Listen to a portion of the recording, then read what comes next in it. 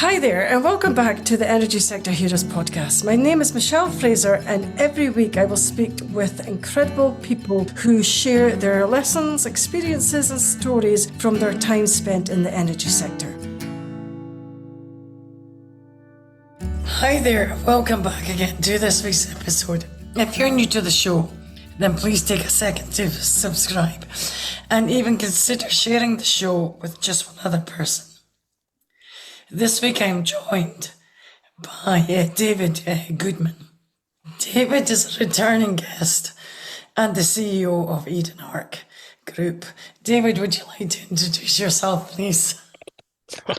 You have a little trouble with your voice today, I think. I know. Yes, I'm David Goodman. I run Eden Art Group, and Michelle was kind enough to have me on her show a year ago, and she's asked me back again, and I appreciate it. We're all in October, fourth quarter. We're looking at end of 2024 and trying to finish our year strong, and we're all looking at 2025 and how in the heck are we going to find the sales that we're looking to grow to. And I'm here to give some ideas to everyone for low-hanging fruit.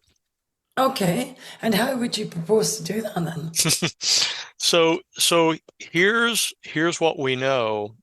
We know that the number one thing that consumers are looking for when they are going to your website is if you're a environmentally friendly company, if you're a certified sustainable company. You're out there, the company, you're out there spending money in some fashion on marketing and sales. You got a sales force, you got marketing materials, you're out there knocking on doors and trying to get clients to consider you. We know that based on studies, we know that the majority of consumers are willing to move their business from where they're buying right now if they find a certified sustainable company. We know that somewhere between 25 and 45% of the marketplace is in effect in play. In other words, consumers are willing to move from where they are to a certified sustainable company. We see from studies that this allows certified sustainable companies to be growing anywhere between 4 and 20 times. That's times, and that's not percentage, faster than their non-certified peers. So if you're out there, spending money on advertising, spending money on a sales force, spending money on marketing materials, and you're waving a flag and saying, look at me, and you're looking for a way to differentiate your company from the other organization down the street, this is an terribly cost-effective way to do it. To become certified sustainable, you're doing something good for the environment anyway, but it's a way for you to stand out from the other guy and take market share. Okay, so how would that really affect your business then? How does it affect your business? Yeah. So let's sort of check through the boxes. A certified sustainable company is going to, 99% of certified sustainable companies are going to have lower costs than their non-certified peers. They're going to have lower cost of money, both debt and equity, because both lenders and investors view certified sustainable companies as a safer bet, less risk, a better run operation. So whether you're borrowing from a lender or you're trying to get funding, you're going to have a lower cost of that money if you are certified sustainable. Your employees or your potential employees, your workforce, they want to work for a company that is environmentally friendly, not one that says it is but isn't, but one that truly is a certified company. And they will move from where they are to a certified sustainable company, meaning your existing employees are at risk. If they see that they can work for a company that is certified sustainable, there's a good chance they'll leave you, or you'll have to pay more to keep them. Let's talk about the sales again.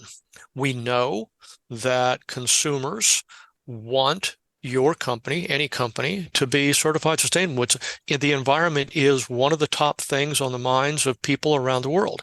So if you become certified sustainable and you wave that flag and say, look at me, I'm a good corporate citizen, I'm doing something good for the environment, well, you're going to get more business. Now let's talk about B2B, not B2C, B2B. You're a business selling to other businesses. Large corporations, the predominantly publicly traded, but large corporations, 97% of them have sustainability departments. By mandate, they are supposed to buy from vendors that are certified sustainable. And most people watching this are going to say, yeah, well, we've never had one of our clients ask for that. And that's because less than 1% of SMEs are certified sustainable. So the procurement department in that big company simply doesn't ask because the odds are so low. But if you tell them, oh, by the way, we're certified sustainable, they're now in a spot because they by mandate internally, and in most countries now, by compliance, they need to have sustainable vendors. Let's talk about scope 3. Any company that has made what's called a net zero pledge, i.e. will be net zero by 2030, they must have their vendors along for the ride. So if you're a big company and you've made that statement, we'll be net zero by 2030, you, by 2030, have to have your vendors in tow. And we're already out of time. Companies that have thousands of vendors, big companies that have thousands of vendors, what are they going to do? Fire them all? They can't fire them all. So they're out there trying to convince their existing vendors to get on the ball. Or if you wave your flag and say, look at me, I'm already there. I mean, our clients are getting calls from organizations asking them, because they've already seen it on their website, they've checked them out, they know they're certified sustainable, and they will then hire them and displace their existing vendor. So whether you're selling B2B, B2C, you are going to win business if you are certified sustainable. Okay. And how do you get certified sustainable? Well, if you called us, we would be able to take you through that process. There are organizations around the world that help companies become certified sustainable. We produce a document that we recommend that everybody read. And it's sort of a guide. It's very much a guide as to what you should look for in a program. Whether you choose us or whether you choose somebody else, there are 8 things in this guide. If you pick a program that has those 8 things, you will be happy. If you pick a program that doesn't have the totality of those 8 things, odds are you're going to leave something on the table. You're not going to be as happy as you could have been.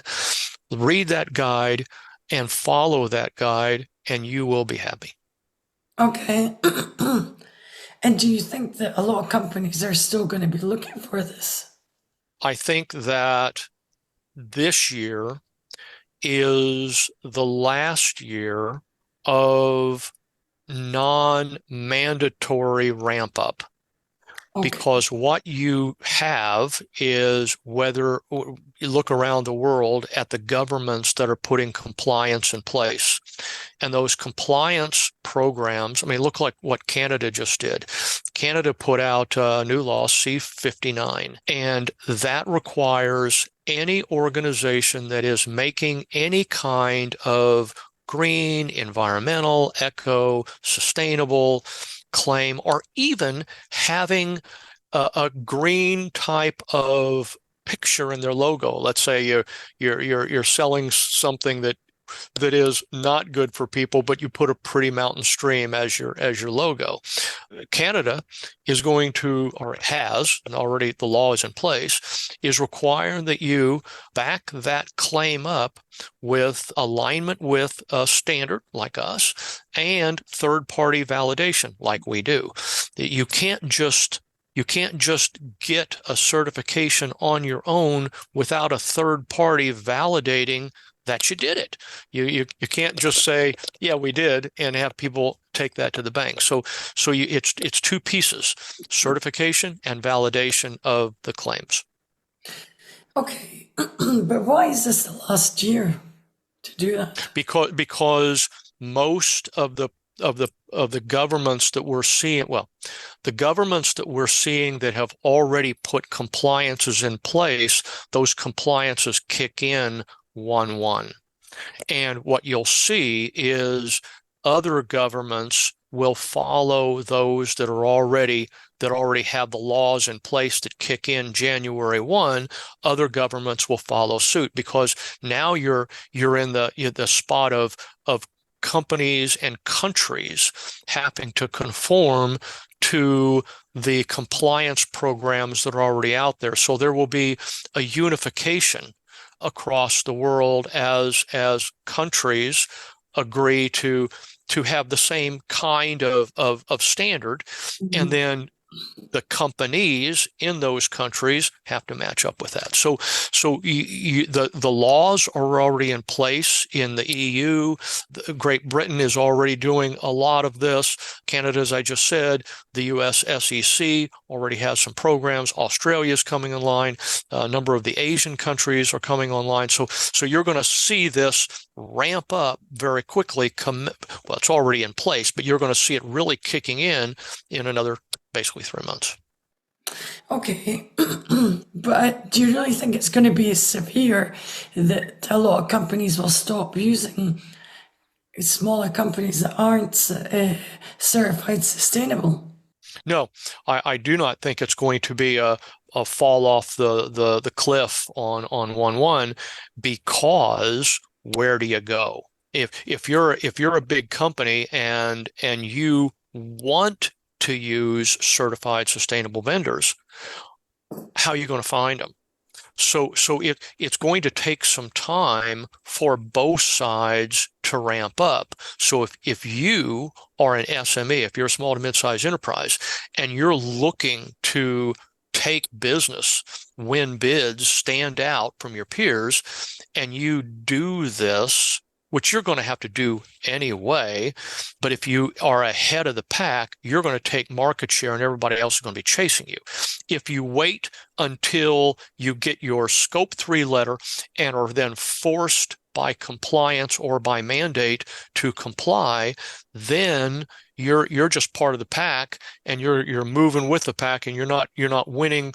Hopefully you're not losing too, but you will lose some market share, because somebody is already going to be there first, and they're going to take market share away from you. So is the world going to stop on 12/31? No, it's going to be a more progressive process of getting companies certified. Okay, but that's going to be interesting, because are there still a lot of companies that aren't certified? Oh gosh, the vast majority, both in terms of, I mean, like our standard, we're across the world about 600,000 to 700,000 organizations, and that's just a drop in the bucket compared to the totality of organizations around the world, right? So now we're the biggest, but if you add up all the certifications, the legitimate certifications, not the ones that aren't, but if you add up all the legitimate certifications around the world, it's just a very, very small percentage. Now, to your question, well, let's take your question a step further, and that is, why go all the way to certification? Why not just do some sustainability things or some green things and wave a flag? Well, what we know is that over 70% of organizations are doing that. They're greenwashing. They're basically misrepresenting their sustainability achievements. Well, why are they doing that? Why would they lie?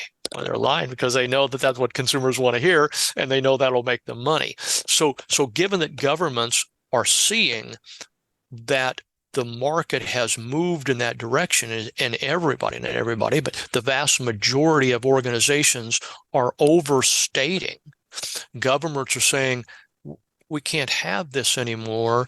We're going to have to put rules in place, compliance and verification with standards that require some conformity and some validation. Because if you just say you are, that's not going to cut it anymore.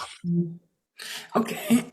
But why is it not going to cut it anymore? Because I thought if you were sustainable, then that would be the end goal for a lot of companies. So I can't wake up tomorrow morning and say that I'm an astronaut. I have to go through a program, and I would become, maybe let's use a different phrase. I'm a CPA or an accountant or something like that. I would be ultimately certified, licensed under a school program where I went through a program and ultimately took tests, and I had my license, but that license would be attached to either a government testing or a school testing, right? I don't just do it on my own. It's the same thing with this.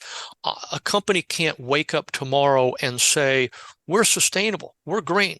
We did some things and we decided on our own that we are a green company. You can't do that. Your statement has to tie back to a standard. Let's sort of walk through the three components.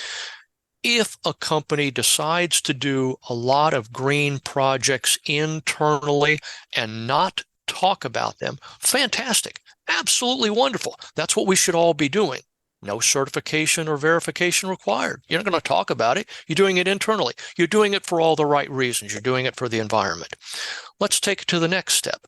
Let's say you did a project like put solar on the roof, and that solar is saving you 15% of your electric bill. You don't need a certification for that. And if you want to talk about that, if you want to say, hey, we put solar on the roof and it's saving us 15%, all you need is some third party to validate that you really put that solar on the roof and that the savings was really 15%. So that project it doesn't need to be certified as long as you have somebody of credibility confirming what you claim. But now let's go to when a company says things about itself or its products. We're eco-friendly, we're green, we're environmental, we're sustainable. Well, those words have to tie back to something, a standard, meaning we're environmentally certified under the ABC program. We're eco-friendly because we're certified under the DEF standard. So they have to tie back to something. You can't just wake up one day and say, we're sustainable. Okay, is it a big process to get sustainable then?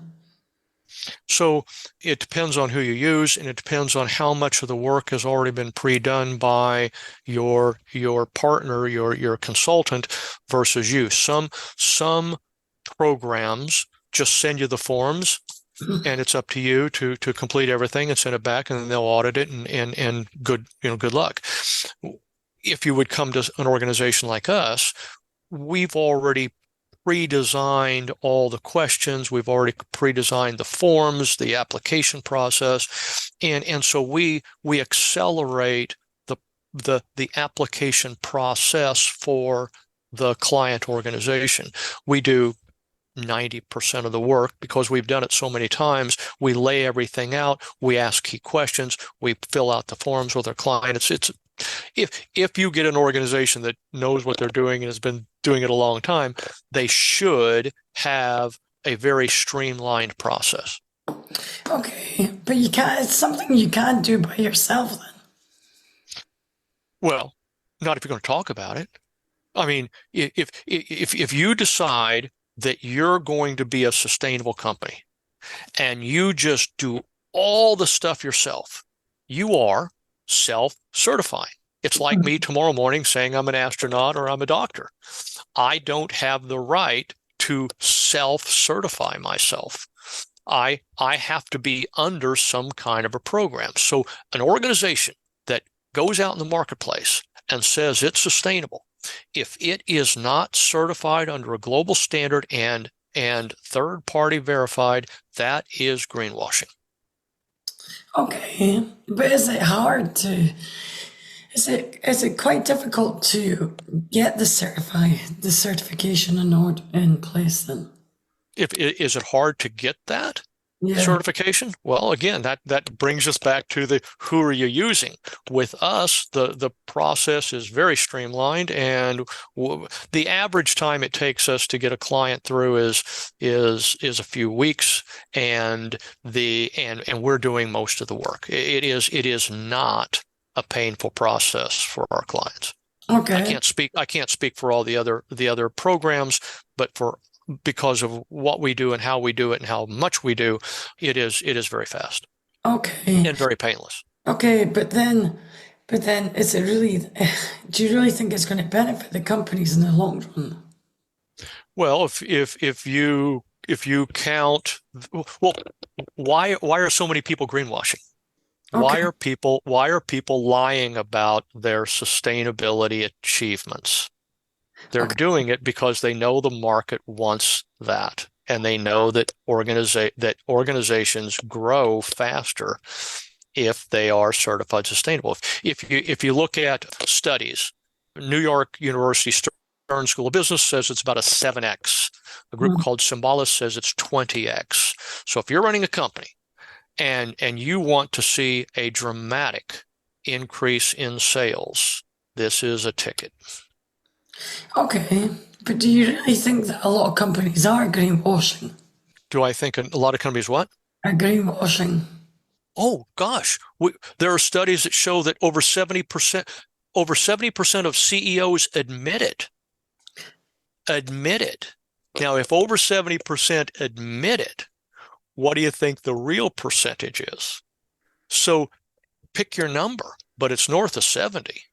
So right now, you have the majority of organizations misstating, knowingly exaggerating their green environmental claims for the benefit of sales. And you now have across the world thousands of lawsuits, greenwashing lawsuits, because both governments, courts, and activists are targeting these organizations and are now taking them into court. Okay. I didn't think that a lot of companies would greenwash. I was surprised it was going to be as much as 70%. Oh, it's north of 70%. It's 70% that admit it. Okay. So it is a significant number. Why? It's the number one thing on consumers' minds. Consumers will move their business to a green company. I was at a farmer's market yesterday with my wife, and we're walking around, and all these booths, and all of them were making all these green environmental claims about their products. They didn't have anything to back that up. If you would have gone through that entire green market and done an analysis on the advertising on their booths, and then done the due diligence to find out how many of these organizations really were doing the things that they claimed. Was it open range chicken, and I mean, it is an epidemic right now that the governments are stepping in to try to squeezed down because they know that consumers want this and they know that companies are taking advantage of it. Okay, but then some companies will take advantage of it. That's a given anyway. But do you not think that a lot of people may think that this net zero malarkey, although I think it's important anyway, do you not think that a lot of people might just think it might just go away by itself and they won't need it? They won't need to comply with anything. What will go away? The Being sustainable and proving that you're needing to be sustainable. You're having your company's sustainability is being sustainable. So do you believe that that we have as much food stock in the ocean today as we had 50 years ago? No, I don't. I don't. Okay, just using that one point, what's the plan?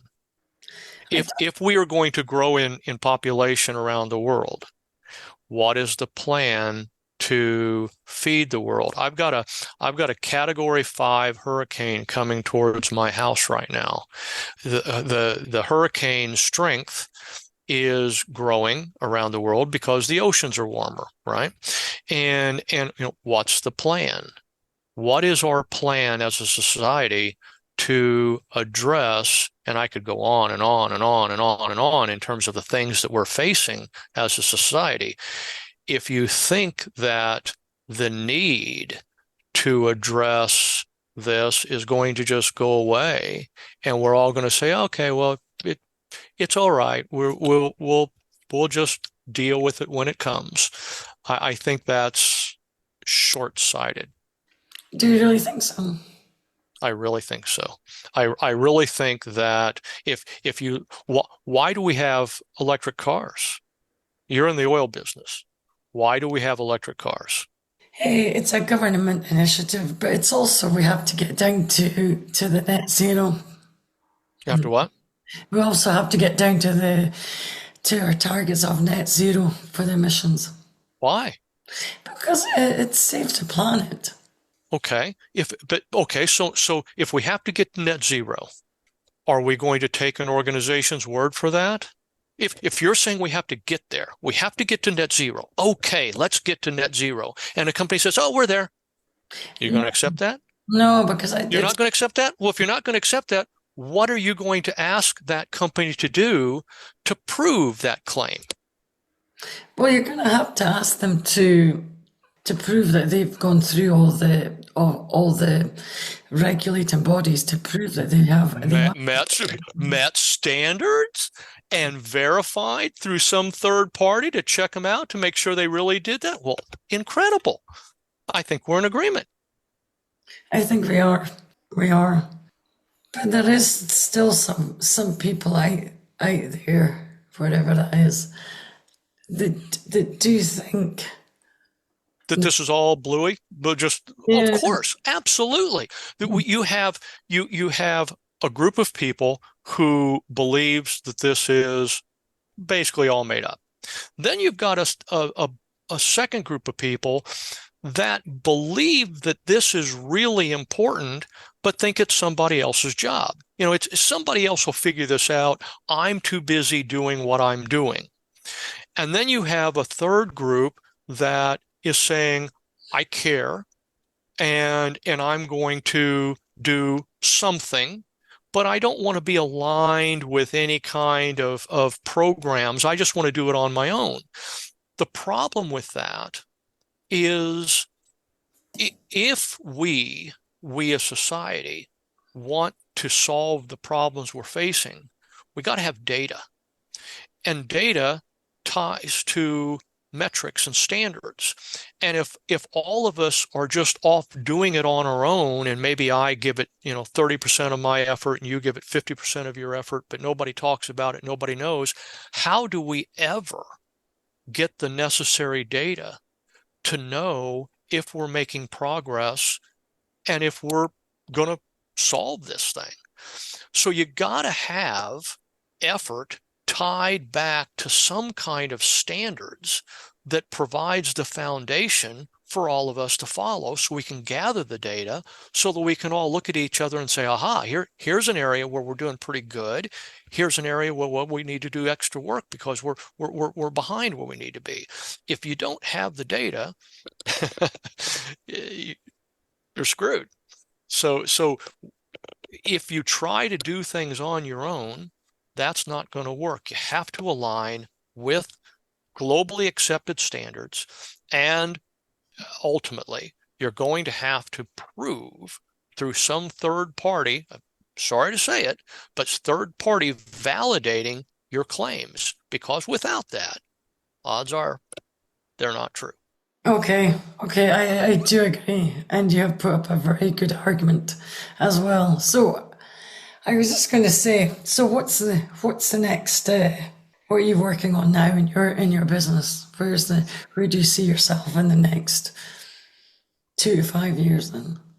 Well, what we're working on right now is with what we do, the way we go about it is every year, every client comes up with their project list, the things that they're going to do this year, sustainability projects that they're going to do this year. So we're now in fourth quarter. So we are starting the end of year review process, the validation with our clients of the things that they agreed to do for this year, and the creation of the list of things that they're going to do for next year. So fourth quarter is a busy quarter for us because we're validating current year, and we're agreeing with the client on the things that they're going to do for the following year. And every client has to make a decision. They have to decide, do we want to commit more time to this? And do we want to pay this organization our fees to do what they do of certifying, validating our work? And getting back to one of your questions of, does it really help the company? I mean, come on, David, is it really something of value? Well, I can tell you that 100% of our clients, since we've started this, have renewed every year. So every year, every client has a decision to make. Do we do this again, or do we just say, hey, look, man, it was fun, but we're out of here? Right now, knock wood, every year, every client has renewed.